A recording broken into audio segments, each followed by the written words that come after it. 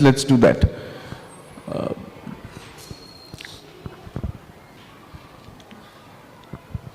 Yes.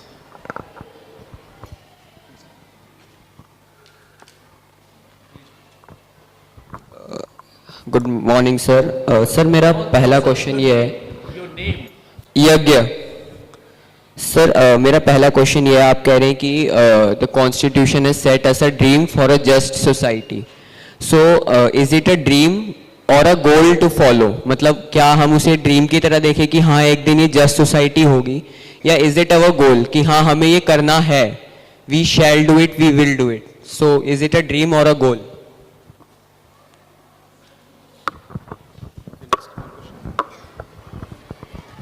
Yagya, good question, but I don't think there is a very big dividing line between a dream and a goal.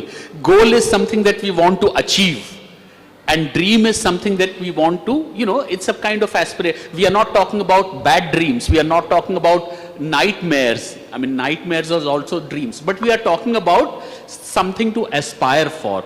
So at that level, these are goals collectively for the society, for the people, for the country, but these are also dreams. We also dream. Some of the dreams may not be immediately realizable, but they are still important for us because they are a statement of what is it that we want. The basic point is just this, that life cannot be only lived life. The totality of life is not just what we live from morning to afternoon to evening to next morning. Totality is life is also what is it that we desire, what we want, what we aspire, and not just for the individual, for the larger collectivity of which we are a part. Call it a goal, call it a dream, call it an aspiration, call it an aim, but they all have something in common. Something Sir, which is different from reality. Yeah. Sir but every dream, मतलब हम जो भी dreams देखते हैं, it is possible that वो her dream पूरा ना हो, तो we have some goals from that dreams कि हमें हाँ ये अगर हमारा ड्रीम है तो हमें ये पूरा करना है, ये हमारा गोल है। तो करंटली हमारा ड्रीम है कि हमारी एक जस्ट सोसाइटी, उसमें इक्वालिटी प्रिवेल करे, वी शैल हैव फ्रीडम, और सो मतलब बहुत सारे जितने भी हमारे आइडियाज़ और वैल्यूज़ हैं। तो अभी हमारे को मतलब हमारा जो वो गोल है, वो गोल क्या होगा अब एक जस्ट सोसाइटी के लिए? It's very interesting that sir said that there is a, so when the constitution was made, we dreamt of a society which had equality, where justice prevailed, where everyone had the liberty to follow their faith, and so on and so forth. I think the articles, the laws, the governance system that was set in the constitution book was a kind of way to make it a goal and realize that dream. So the fact that we have moved from a 32% life expectancy rate to a 73% life expectancy rate, 32 years of life expectancy into 73 years of life expectancy is not just because of economic affluence. It is also because that our constitution provided a governance systems and articles which made sure that it is not only a certain section of people whose life expectancy would increase. It is everybody in the countries whose life expectancy must, and that's the reason we have public health system. That's the reason we have public education system. That's the reason we have a lot of, so what I'm trying to say is that that dream is getting converted into goal through these means. And that is what the role of constitution has been or is in facilitating that process, to my mind. First of all, good morning all of you, ma'am. That my doubt is that my name is Aryan. Sir मेरा doubt ये कि आपने ऐसे बहुत पहले state करा था कि जो ग्रेट लीडर्स थे like Motilal Nehru all has go to the Britishers for framing a constitution, sir मेरे को माइंड में ये डाउट अभी से चल रहा है कि वो वैसे बहुत बड़े ग्रेट लीडर्स, पर वो ऐसे क्यों, उनके माइंड में क्या है कि उन्हें ब्रिटिशर्स जो ऑलरेडी उन पर रूल करके गए हैं, उन्हीं से हमारी ही जो जिनको रूल करते हैं उन्हीं की फ्रीडम्स के लिए वो उनसे कॉन्स्टिट्यूशन बनाए, क्योंकि हमसे ज़्यादा अच्छे तो कोई नहीं जान सकते कि हमें फ्रीडम कैसी चाहिए ना। और वो तो रूलर है थे हमारे काइंड ऑफ, कि उन्होंने उन पर रूल करा, तो उन्हें नहीं पता, तो what were on their mind? You know, that is good question, Aryan. That is why it is important to realize that ideas grow with time. They must correspond with time. Not all ideas are always available for everybody. You know, Plato is a great philosopher. You know, we've all heard about Plato, one of the greatest Greek philosophers. Plato practiced slavery. He believed in slavery. Plato felt that, you know, everybody has natural roles. So just like someone is naturally a landlord, there is some people are naturally slaves whose duty is to serve the master, and the master's duty is to be kind to the slave. The great idea of human equality, it did not occur to his mind. It did not occur to him that all humans should be in principle equal. Ideas grow. Not many big leaders of earlier times talked about equality. They did not. They believed in hierarchy, but they believed in goodness, kindness, harmony. But the idea of equality did not automatically come. These ideas grow with time. In the 19th century, our best, but that does not mean that they were not best minds. That did not mean that, you know, that did not mean that we are greater minds than them. Somebody said, Raja Ram Mohan Roy said in the 19th century that sati is a very bad thing. It should be over. Caste system is bad. And this was a very novel idea then. It did not occur to everybody. So I think ideas grow with time in society, with evolution. I think many of our 19th century leaders felt, they said Great Britain is a very great society. They have brought so much of prosperity, so much of literacy, so many good things for their own country. Maybe they will do the same to us. So there was this great idea in the 19th century with Nauroji, with Gokhale, also with Motilal Nehru, with Tilak, that Britain, a great country, will rule India the way it is ruling Great Britain. They make good laws. British Parliament makes good laws for the British people. So they will also make good laws for the Indian people. Now it took them 50 years, 60 years to realize that that was not happening.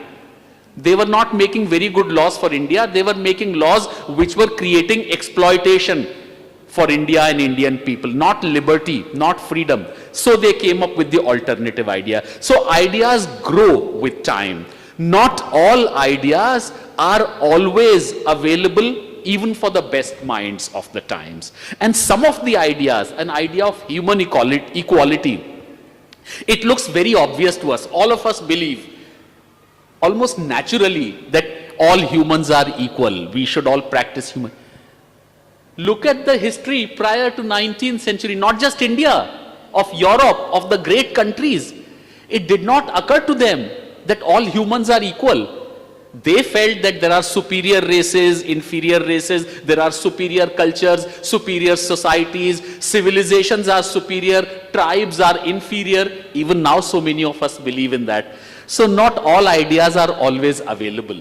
But these are great ideas. They take time to grow, mature and evolve. That's the answer to your question. Yeah. Hello, my name is Deepshika and I have a question. As Salal sir said that we are politically equal, but it will take time to get socially equal. So I have a question that if we are not socially equal, if the society is not accepting the laws that are made, then उस चीज़ का फ़ायदा क्या होगा? Like for example, we say that India is a secular country, but there are still people that does not agree to the statement. There are still people that discriminate on the basis of caste and religion, and there are still people who don't have the right to change their religion to what they want. So उस चीज़ का फ़ायदा क्या होगा? That if we have written laws on a piece of paper just and said that ठीक है आप लोगों को ये follow करना है, but the people are not agreeing to it, तो उस चीज़ का फ़ायदा क्या होगा? That's why it is aspiration.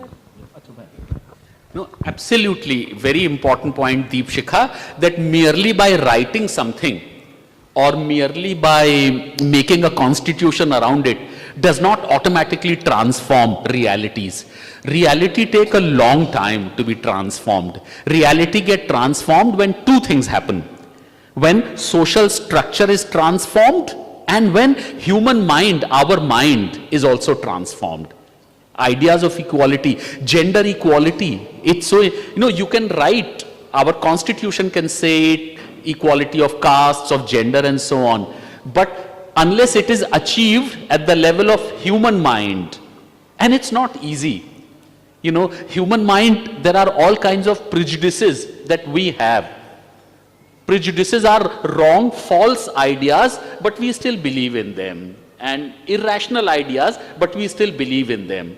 Now this idea that men are intellectually, morally, philosophically superior to women, just because they are biologically different. It has been proved that this idea is completely false. It's irrational, it's unscientific, it has no basis. And yet this idea persists. We can have a constitution, we can have a law, and it's important to have laws, it's important to have a constitution, but let us not become naive. Let us not say that just because it has been written, therefore reality has been transformed. Document is an important part of the transformation of realities. It's not the total part. So total transformation of reality will happen when there is transformation of the social structure and when there is transformation of this thing called human mind. What do? You can tell me something, but if there is an idea in my mind, how it doesn't go away. My great speech completely does not transform you. It doesn't, because human mind is a very complex thing. So real transformation will happen when these two things happen. But till then, it is important to have discussions, debate, dialogue, constitutions, law, rule, all that we must happen. But we must not think that just because of that, things will change. Yeah, please. I think just want to add to what Deepshikha, what sir said, that we often think that it's because of laws, whether we should follow, not follow, and if we are not following, whether it makes sense or not. I think the laws are remedial. You are making laws to ensure that if something is not followed, there is a rule by which you can address it. But the constitutional aspiration is that by and large the society will be equal. The society will give liberty or there will be justice. And it's actually the other way around. So the living of the constitution is when these values like equality, freedom, justice, fraternity is lived in our homes, which are lived in every part of our society, which cannot be done by law. Which can be done by whom? It's us. Unless and until each one of us, when we see that somewhere inequality is happening and we are not challenging it, unless and until we start doing it and we start practicing it, it's not going to happen. And I think that's the relevance of it.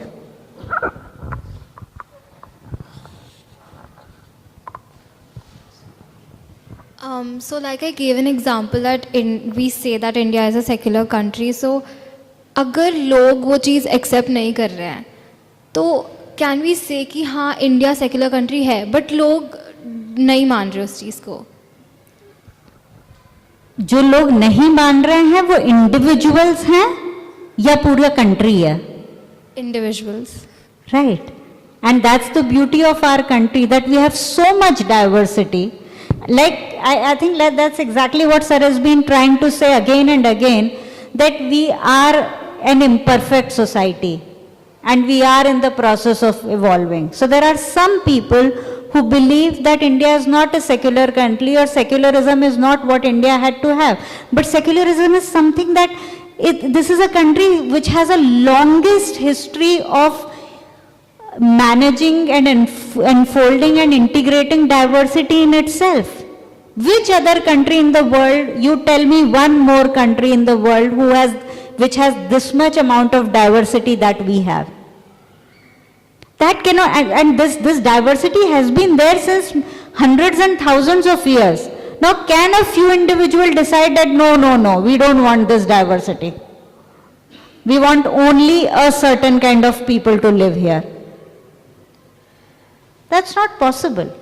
So I think the secularism has been in the idea of this country always. The constitution endorsed it.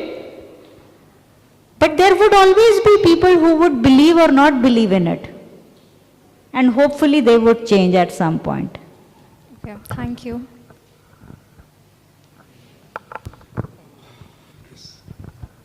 My name is Vrinda, first of all. Vrinda. I would like to ask that if like some laws are being changed or being made and the laws has been passed, after some time we notice that the law is not in that much of action, it is not fully successful. So what will be, the law will be changed or it will be remain in the constitution and a new law will be formed? You know, constitution is not only a law-making body. For law, we can have separate law books. We have Indian Penal Code, Criminal Code, etc. We have a parliament which consists of the representatives of the people. Parliament and parliamentarians can also make law. Parliament can also review law. It also changes laws. Then there is a court which is there to uphold those laws, to ensure that those laws are not violated. If they are violated, then some action can be taken by the courts. And then there is a bureaucracy which has to implement those laws, because bureaucrats, they must, how are they going to govern? They are going to govern with the help of some laws which are made by the law-making bodies. There are some bodies which ensure the sanctity of those laws, and there are some bodies which actually implement those laws. So it's a very complex system. Ours is a very complex society. The whole world is very, very complex. Some laws become redundant. You know, there was a law in England for a city that this city will send 5 representatives. Now in 50 years time, the population of that city became half. It became 10 people. So that law had to be changed. Because in modern times, changes happen.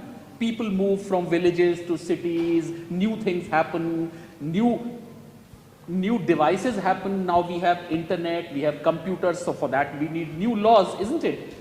30 years ago or 40 years ago, who would think of cyber piracy? Who would think that you need laws, you need privacy, etc.? So new laws have to be made. Old laws have to be revisited. Sometimes they become redundant or useless, and all this happen. We have a mechanism in place. It's not perfect. So just because there is a law-making body, there is a law enforcing body, and there is a law protecting body. These bodies are there, but even then, you know, we do live in an imperfect world and an imperfect society. Okay, we'll come back to the questions in another 5-7 minutes. I just want to add one last thing in this conversation, and I would want Salil to actually respond to this, which is, the attacks on the Constitution, the threats to the Constitution, and which we are seeing currently. But if I, as a student of history, if I look back, I don't think, this is the only time when the Constitution has been attacked. And I would like, just for reference sake, I would like to mention one. When the elected government in Kerala, when there was a government elected in Kerala, a communist government, which the Congress kind of, dismissed it very unlawfully. That was the first instance. Second is, of course, 1975, an emergency under Mrs. Indira Gandhi. And now, of course, this whole idea about monoculture and the fact that, diversity is to be kind of thrown out of the window. We are all one and one nation, and one kind of, one thought process has to evolve, one ideology. So if you could comment on that, and then we can go back to some of the questions that the students are asking. You know, we are a very large society. We are also a very complex society. When I say complex, I mean that there are people who have different ideas, different ways in which they want to run the society, in which they want to govern the society. Many people are not very happy with how society has been run or is being run. They want to run the society in a particular kind of way. Now, that's one. Now, the thing about democracy is that democracy is an act of empowerment to everybody. Democracy can also sometimes become an obstacle in the smooth functioning of the society if there are people who organize themselves around one kind of ideas, if they organize people around negative ideas of caste, of religion, etc., and they are sizable in number, they are able to put pressure on the government, they are able to also sometimes, with the help of the people, also form governments. So democracy always carries that risk. Democracy can become what is called mobocracy. On the one hand, the risk with democracy is that some few people who have the money, I am a very rich person, I want to sit in the parliament, I can use my money, my muscle to get support from you, and people support. The other is that democracy become a mobocracy, in which a group of people, some people, 100,000, 1 million, 2 million, they feel that just because they have the numbers, they should be able to do what they want to do. So these kinds of risks are always there in democratic system because we are a complex society. But then what is the way out? The way out is not that therefore somebody should withdraw democracy. And we should say, like in olden times it used to be said that a country needs a philosopher king. Plato had said that we need a philosopher king. We need a king, but that king should be a good person, should think only of the welfare of the people. The British people also used to say that India needs benevolent despotism, that democracy will not work for India. It should be a despotic rule, but the despot should be benevolent. Now, in democracy, there is no guarantee that your ruler will always be benevolent. Therefore, but this is always a risk with democracy. These are always pitfalls. These are always dangers in democracy. But therefore, we don't start saying, I cannot say that democracy is not a good system. I can't think of anything better than democracy. With all its imperfections, with all its problems, democracy is still the best system because it represents the collective wishes of the people. Now, those wishes can also change. And therefore, ideas are important, Deepshikha. Ideas are important not just because it is true that they cannot always be implemented, but superior ideas. What are superior ideas?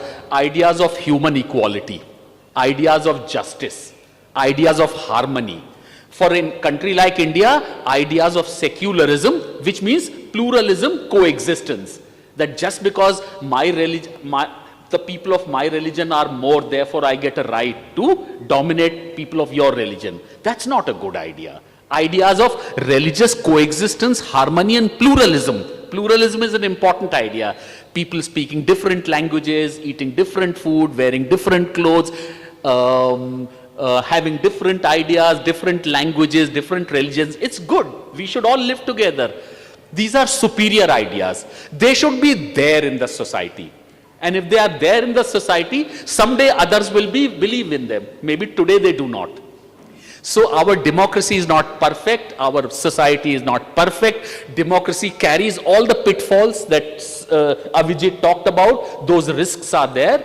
But even then we want democracy. And the best guarantee is that what we all consider superior ideas, morally superior, they should be there, they should be available in the society, even if they cannot be implemented. I cannot implement it, you cannot implement it, but if those ideas are there, someday people will see the importance of those ideas. Coexistence, pluralism, what she talked about, it's so important, but there may be times that people don't believe in it. Gandhi had a very important quote in 1946 when he was very depressed, very despondent because of partition. And he said, humanity is collectively becoming suicidal. He said, humanity wants to commit suicide. People have become suicidal because they are becoming destructive. So there may be times when this happens, but he did not give up his optimism. He said, humanity can temporarily go mad, but it cannot permanently go mad. So superior ideas should be there. And of course, we are all of us are, there is some innate rationality in human beings, in us, and so we will reach out to superior good ideas. It will not happen automatically, it will not happen mechanically, कि मैंने तुमसे कह दिया और तुमने immediately convert हो गई, ऐसा तो नहीं होता है. But if superior ideas are there, that is the best guarantee against the pitfalls of democracy. Otherwise, there is no other guarantee. Democracy can always play tricks with you, and yet there is nothing better than that we have politically. What better political system can we have other than democracy? We need it. I think I just want to add to this thought, saying that democracy is the only tool that gives power to the citizen of the country. And to my mind, there is no more relevant time to look at constitution and start reading and studying and becoming one with it than now.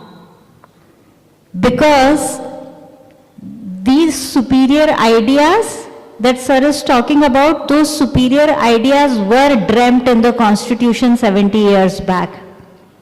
And probably we did not engage with it enough, and that's the reason we are here today.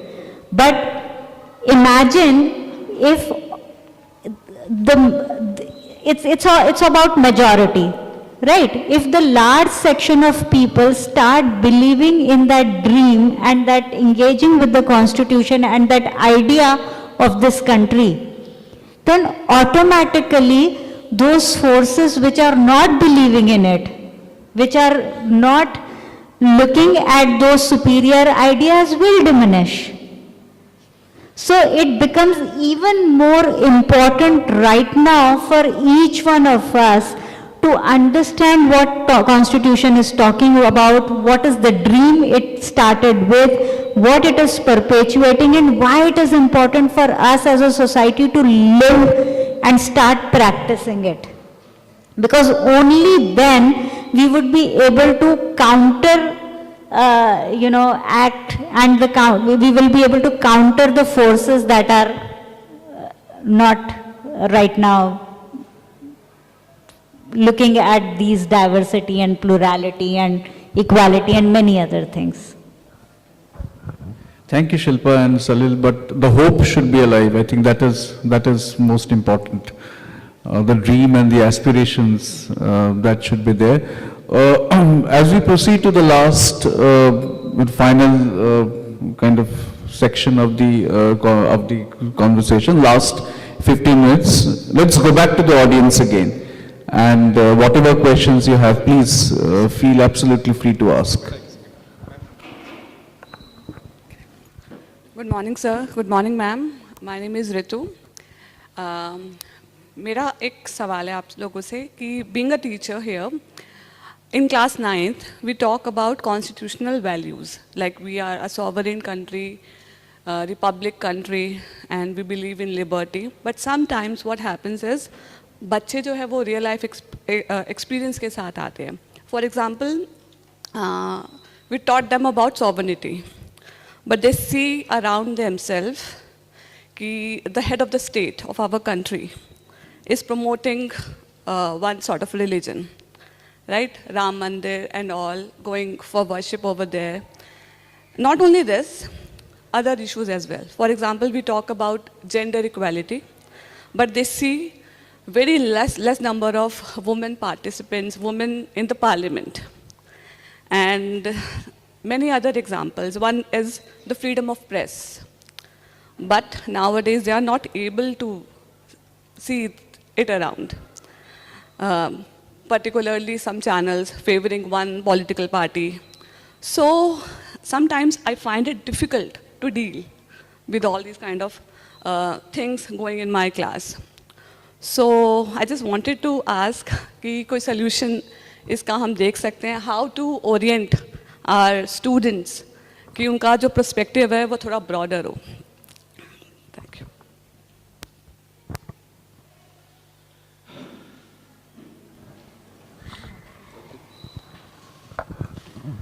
There are two aspects to your question. One is how to understand a certain reality which you just described about sovereignty, head of the state and all that. And second is that reality is not to your liking and not to my liking.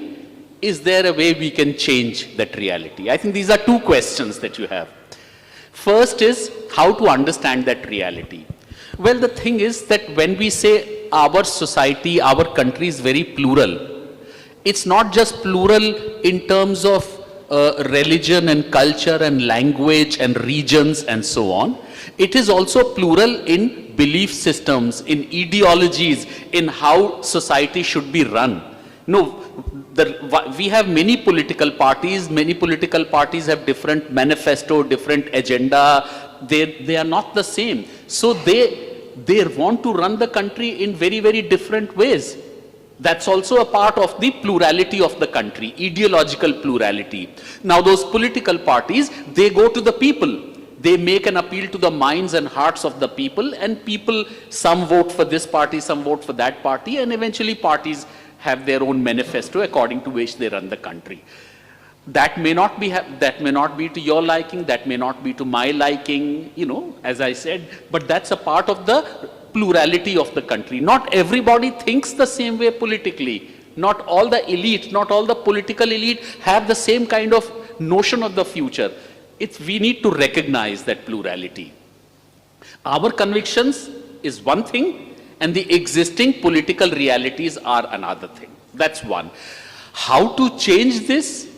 Well, be optimistic, but let's not think that merely by, just because I have great ideas, there is no mechanism by way of which I can ensure that everybody also believes in those ideas. Even if ideas of gender equality, how do we ensure that people become egalitarian on the question of gender? There is no way. Gandhi, I think, again once said, he was not very happy with the partition demand, obviously, but he also said, I cannot think of a democratic way of changing and transforming the minds and consciousness of a people if they want it.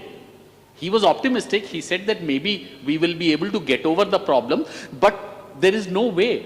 So I think if the greatest of leaders expressed a total helplessness about it, we can only feel that we can be convinced about what are better, superior ideas, but there is no automatic translation of those ideas into realities, or also into conversion of minds and hearts of the people, young people, old people, everybody. We have to learn to live with imperfection. We have to that's the only way in which we make sense of existing reality. There is no way out of it.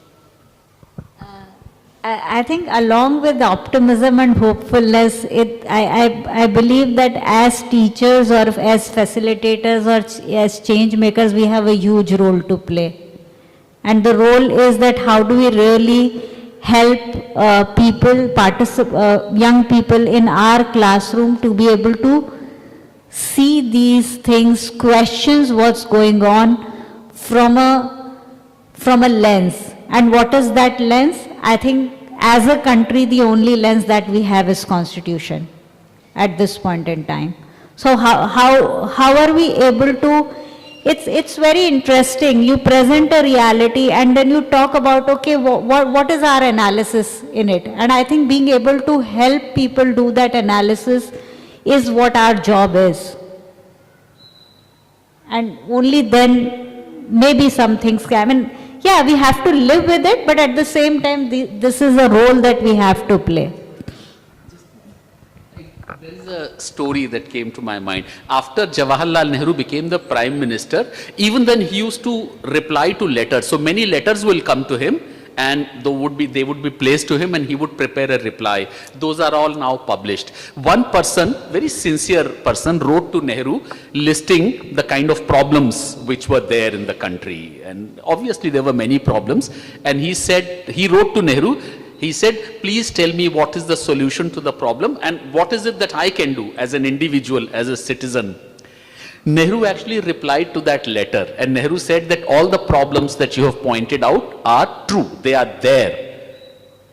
But, and Nehru said, unless either you will go mad, but do not carry the burden of this country's future on your shoulders only, because you cannot carry it. The burden is so huge that you cannot carry it. But do not give in to despair. Whatever it is that you are doing, whatever your duty is, please keep on doing your duty. Please keep thinking of a better future. But, and again, the crux of Nehru's letter was, do not carry the burden of this country's future entirely on your shoulders, because it's unsustainable. Sometimes we have to, because in moments of frustration, in moments of despair, we want to look for some light, some beacon, some hope somewhere, and we do not get it. I think she says that Constitution is a very good source of that light, of that beacon. Some others will, I like to read Gandhi's frustrating moments or others, but we all need light, we all need beacon, that some moment to take care of our despair. But immediate solution is really not available. It's just not there. Okay, we can take 2 more questions before we, oh my God. Okay, let's take them quickly maybe. Good morning, I'm Fatima, and I want to ask you that as we said that the changes do not occur quickly, it has been more than 70 years the Constitution has came into effect, but the values are still not here. The condition of this country is devastating, and it is actually devastating looking at the current scenario, the crimes. We don't have equality, we don't promote justice. What's next for India? How can we then aspire that one day the society will be perfect? Briefly, the citadels of democracy, England and France, started their democratic experiment sometime in the 13th and the 14th centuries. It did not become complete till the 20th centuries. Women in France got a right to vote only in 1944. The country which talked about fraternity, equality, which had the French Revolution and so on. So the democratic experiment, by one estimate, took 3 centuries, by another estimate took 6 centuries. It's the country which is 1/4 or 1/5 or even 1/10 of India. We are a much more complex and a large society. 70 years, Fatima, is not a very long time. It's a very small time. It's a very long time in the life of an individual. But for a country, for a world, for a civilization, it's not a very long time. It's a very small time. Sir, I want to ask you that when the country got freedom in 1947, so वहाँ पर मैंने notice किया था कि एकदम से rocket कुछ सालों के बाद रॉकेट की डेवलपमेंट की बात शुरू हुई, जबकि कंट्री एक बिगिनर थी, उसको अपने सोशल मैटर के ऊपर ध्यान देना चाहिए था. So according to you, what's your opinion that country should focus at social problems at that time, या फिर एक साथ रॉकेट और इन सब का ही सही था? You're absolutely right. You know, at the beginning of the 20th century, when we were under the British, our total defense budget, money that you spend on the army, was 52%. 52% of the budget was spent on the army because the British had to fight war with Russia and Burma and Afghanistan, and money for all that came from India. And after that, therefore, immediately after independence, defense budget was really curtailed. And initially the idea was to invest into science and technology so that we can catch up with the world. So great investments were made in science, technology, machinery, etc. Not so much in rocket. The rocket thing happened after China war. When we lost the China war, and that was very humiliating for an independent country. I think it was after that that the budget on defense increased. But even now, it is about 17%. It's not close to 50. Our problem is that our budget on education is much less. Budget on defense was not very high immediately after 1947. It became higher after the China war and after the debacle of China war. Okay. Sir, actually main doubt was that कि एकदम से beginner ही थी वो, एकदम India beginner थी, उसको अपने social issues पर नहीं करना चाहिए था, क्योंकि वहाँ वॉर्स हो रहे थे कि मतलब डिफरेंट काइंड ऑफ रिलीजन, सारे बिगिनर थे, उनको इतनी पता नहीं था. बट मतलब ऐसे डेवलपमेंट के ऊपर बाद में नहीं सोचना चाहिए था. आई थिंक रिट्रोस्पेक्टिवली शायद आप कह रही हैं तो बहुत सारे लोग रियलाइज करेंगे कि करना चाहिए था, but unfortunately we can't go back in time. But probably, I mean, well, any one of us can think anything about it, but the fact is that where we are today is an act of, we always, whatever solution we create or whatever action we take in the present, we take with the belief and with the hope that what we are doing is right.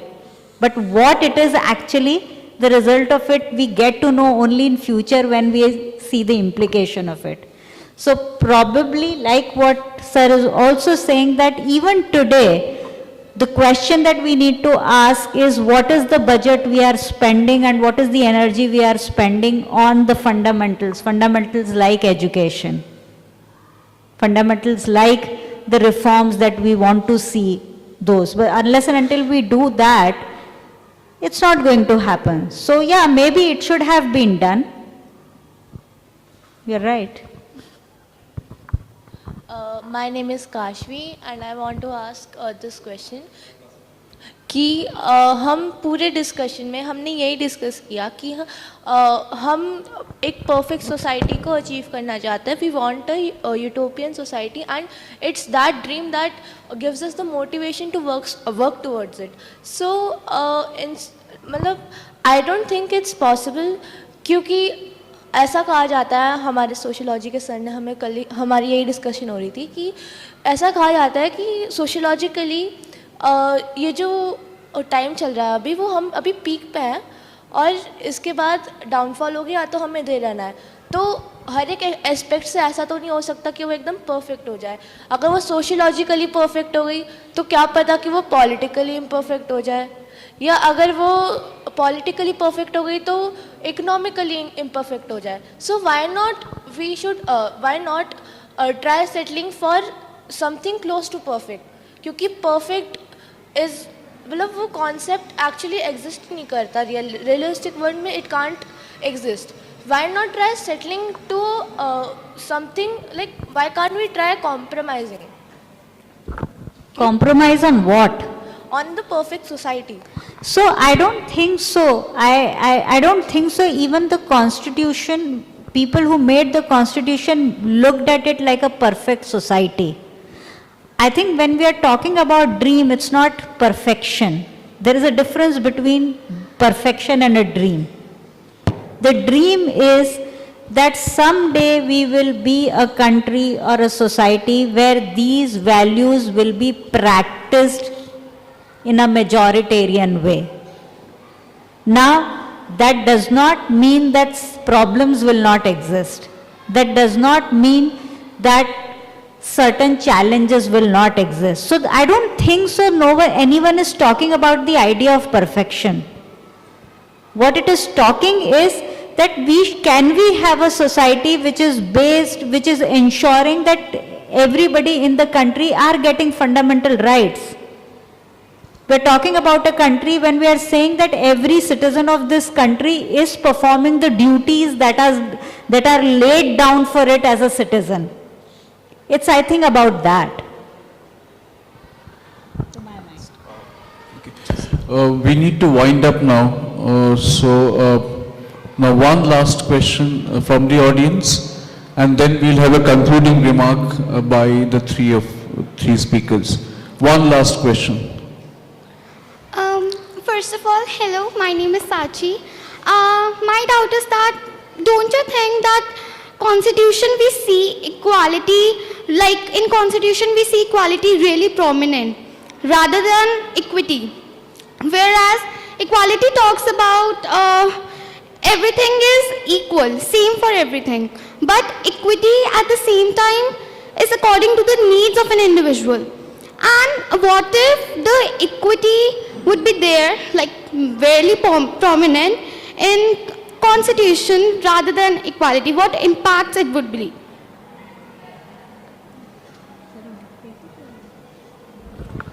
Well, I think this whole idea of equality and equity has also been evolving.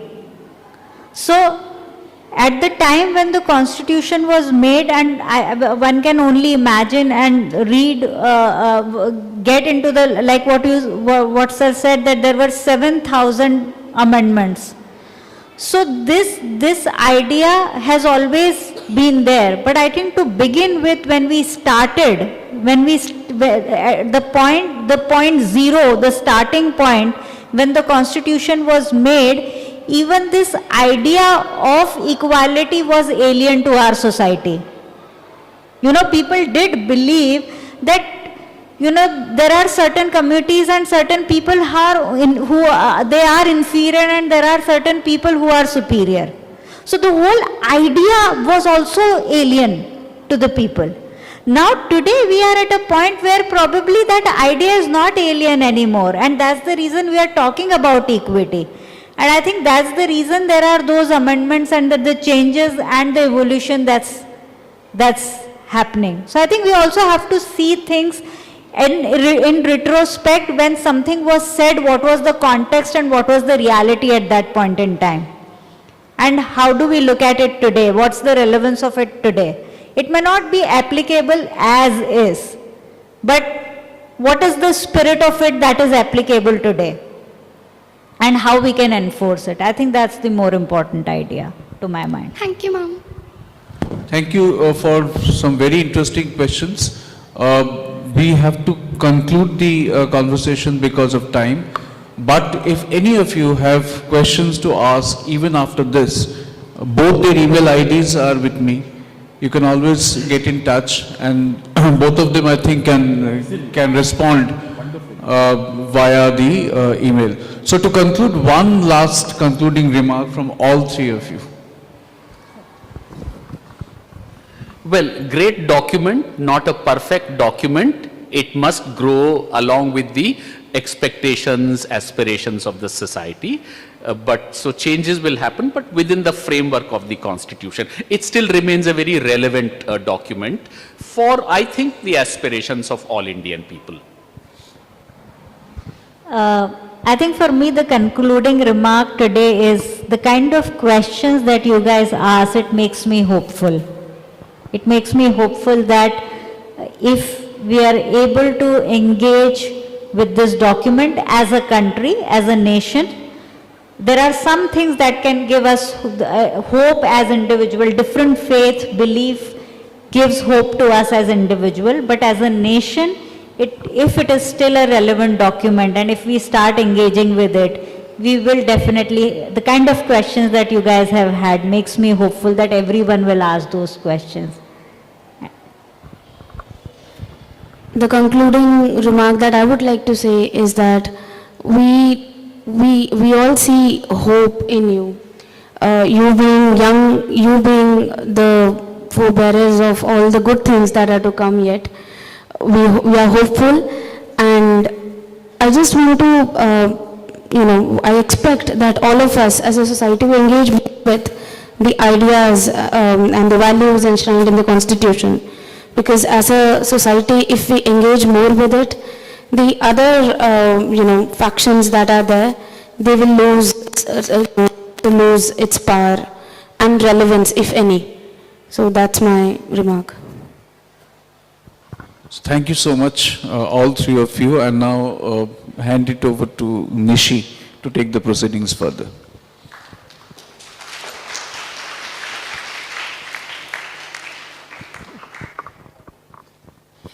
Thank you very much to all the speakers for such a wonderful and insightful conversation.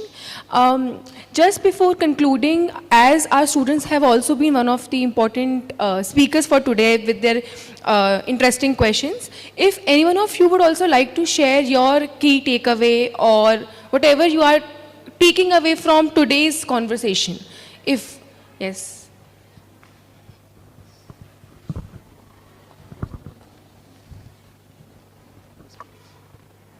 So a very good morning to all of you. I am Akriti, and the key takeaway that I am taking today from this panel talk is that you need some aspirations to reach somewhere. Like if I also take a reality example, so I am also standing at a post in school. So when I thought of serving the council, so I had an aspiration behind me, and there was a driving force that brought me to this place. And I feel that is the most important part that should be there, because constitution bhi aise hi nahi ban gaya. There was a driving force that threw them to make a constitution that we are still going on with. And aspirations are the most important part that helps us to reach a goal that we want in life. That's what my key takeaway is.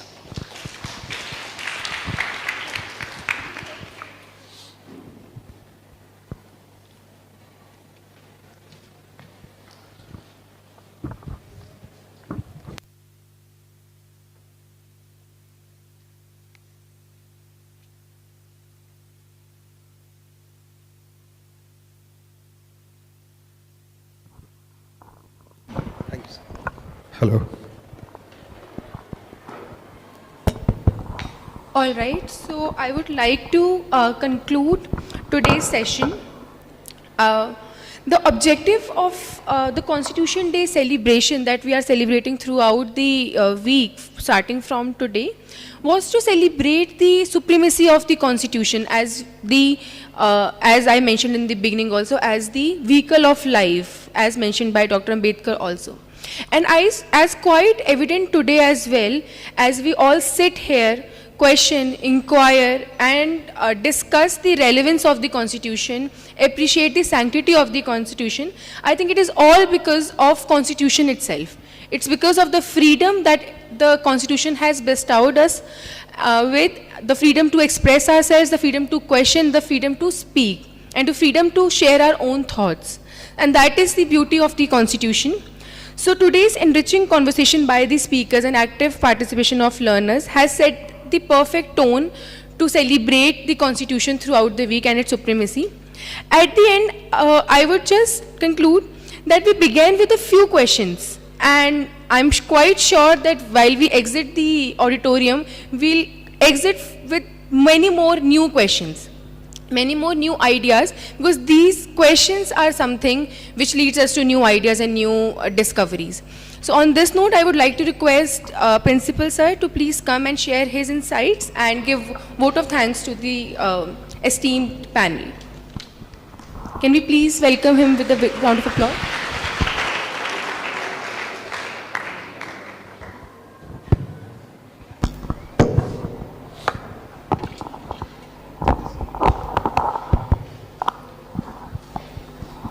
Thank you very much for a very, very insightful session. And thank you for being wonderful audience and participative audience as well. One thing which I would like to emphasize before going into the details of what my observation and takeaways from this session are, is something which was very obviously going on in an explicit manner. But for me also, for any experience to happen, I also keep an eye on how it is impacting me as a person. So a lot of such things which were talked in context of the Constitution, which were talked in context of the society, in context of the history of country, and of course our own ideas about how we are looking at the way ahead. One very important thing also I felt all this while was there were so many takeaways from me as a person to live my life more peacefully, to live with the imperfections. Know how difficult it is. So when you stated that, we have to learn to live with imperfections. I tell you, even at the school level, you know, when we talked about country and Nishi shared something about Dr. Ambedkar talking about tearing that constitution apart, for which he has invested so much and with so much of consensus it has built up, you won't believe, even at a school level, no, sometimes we feel, can't we ever reach to a society which we all envision, which we all dream of? I tell you, one child getting into a violent behavior, physically or verbally, it gives so much of pain inside. That all that what we've been thinking in school of setting up the democratic principle, you know, you experience that. And when Sneha was sharing about it, I could vouch for it. There's been a lot of work which has gone hours and hours and years of building and improvising and refining on the idea of how to take care of children well. And for that, teachers, of course, we are not perfect, but of course, the intent always been to have a democratic kind of society here in school, to have a loving society in school, where we're taking care of each other. And at times, while at the helm of the affairs, when I feel, even with little bit of imperfections that go into here, I used to feel frustrated. I feel it's of no use. Every time we are investing so much into it, and these kind of incidents actually puts us doubt the complete idea and ideology of our working.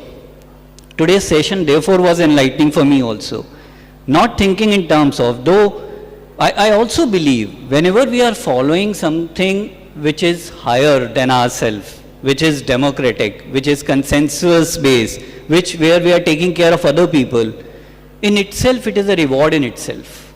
I mean, you get to know how do you feel afterwards when you are taking care of people, when you are taking care of each other. So, and we live that thing with our own fraternity, we live that thing every moment, and we are pretty happy about it.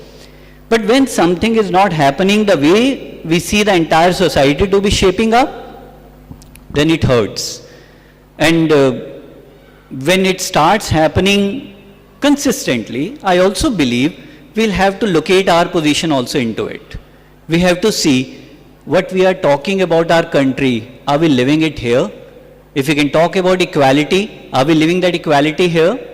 Are we taking care of everybody even if the person is weak? Or we are bullying that child, we are bullying that boy, we are bullying that girl.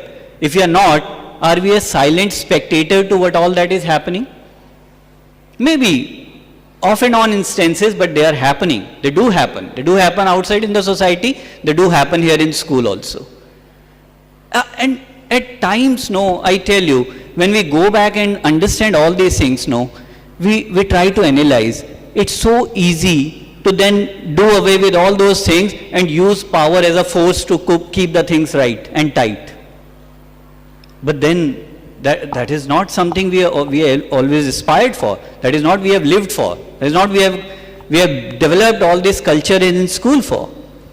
And therefore when Ritu ma'am was stating her pain about whatever is happening in the country, I could feel that kind of empathy. I could feel that every person who passes through this pain, where there is a choice between how to maintain the decorum of a beautiful society, keeping the democratic principles alive, is not easy. When you fill with some kind of bitterness, it's very difficult to follow what you believe in. It becomes an espoused belief and not a living belief. But for that living belief to happen, yes, these kind of platforms to talk about it, to share that pain, to share that kind of feeling, that we all need to strive for it together all the time when we are falling. So, belief in youth, as Shilpa ma'am was saying, completely in you, completely. But it has to start from near to far. It has to start from your immediate life. It has to start from your immediate behavior also. Are we living, are we upholding those kind of behavior and values? That will be the threshold of going into the larger world and making a difference. So, ideas do improve. Yes, that's another takeaway where I felt that over the years, we also feel, okay, we could have done that better. But at the end of all this discussion, even when Sneha ma'am was talking about the experiences with children, yes, these are the experiences which teachers always give to you. You always been an active participant, of course, majority of you are. But at the same time, that kind of pain I was also feeling alongside, but when you were mentioning all of that, when we don't see all these things happening all the time, it's painful. But it also, in today's discussion, I could see that is the only way ahead. We need to believe in it, we need to have complete conviction in all that what we are doing, and we need to move ahead in that only. There will be difficulties, there will be troubles, but yes, we need to talk, we need to hold each other together and pass through these phases also with a very, very hopeful heart and mind. So thank you very much for this enlightening discussion. I'm pretty hopeful, and at least personally I am feeling more rejuvenated to be able to take that forward.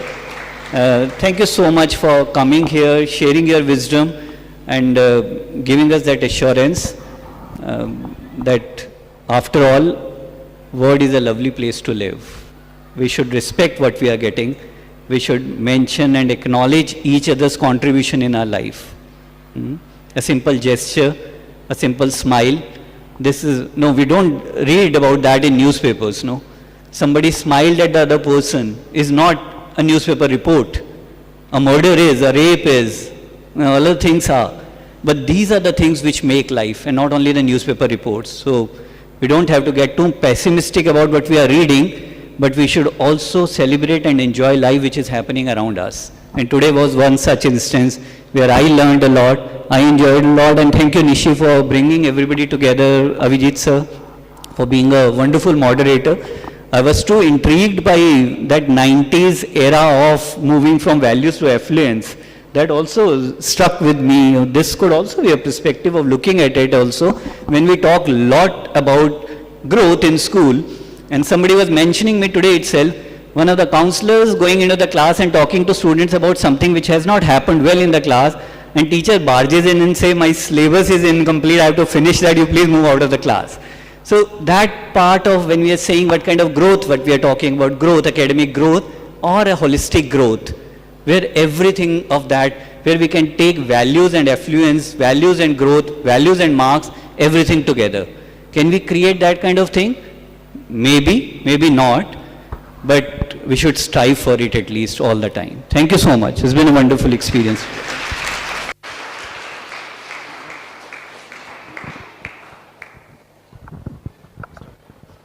Thank you very much, and thank you to all the participants, and thank you sir for your words of wisdom. That's always refreshing and insightful. Thank you.